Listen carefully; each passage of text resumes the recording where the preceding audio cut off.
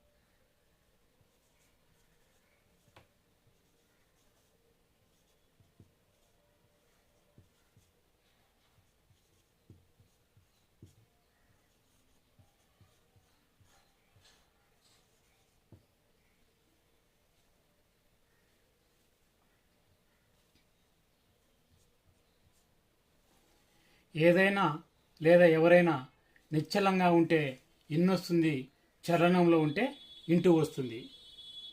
దీనికి సంబంధించి కొన్ని సెంటెన్సెస్ చూద్దాం.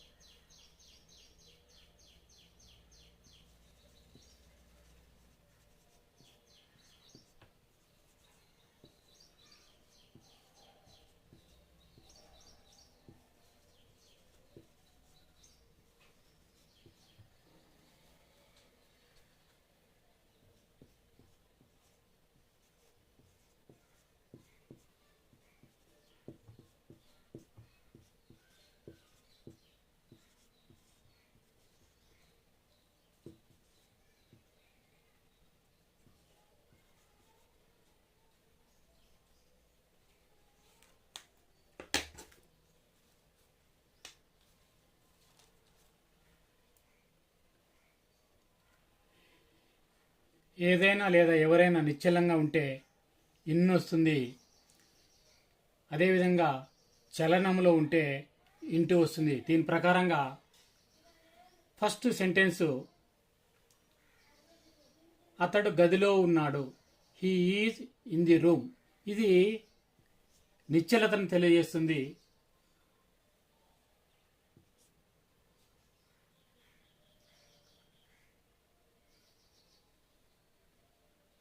సెకండ్ సెంటెన్స్ అతడు గదిలోనికి వెళ్ళినాడు, ఇది చలనాన్ని తెలియజేస్తుంది. ఈ రెండు తేడాను మీరు గమనించండి. పైన చెప్పిన ప్రకారంగా ఈ రెండు సెంటెన్సులు గమనించినట్లయితే మీకు తేడా ఏమనేది కనపడుతుంది. మీరు వాక్యాలలో కానీ లేదా మాట్లాడేటప్పుడు కానీ సెంటెన్స్ ఫార్మేషన్లో కానీ ఇది గుర్తుపెట్టుకున్నట్లయితే మీకు ఇన్ను ఇంటూ ఉపయోగించడము మీకు ఈజీ అవుతుంది. డియర్ వ్యూవర్స్, ఇన్ను ఇంటూ సంబంధించి మరో 2 సెంటెన్స్లు చూద్దాం.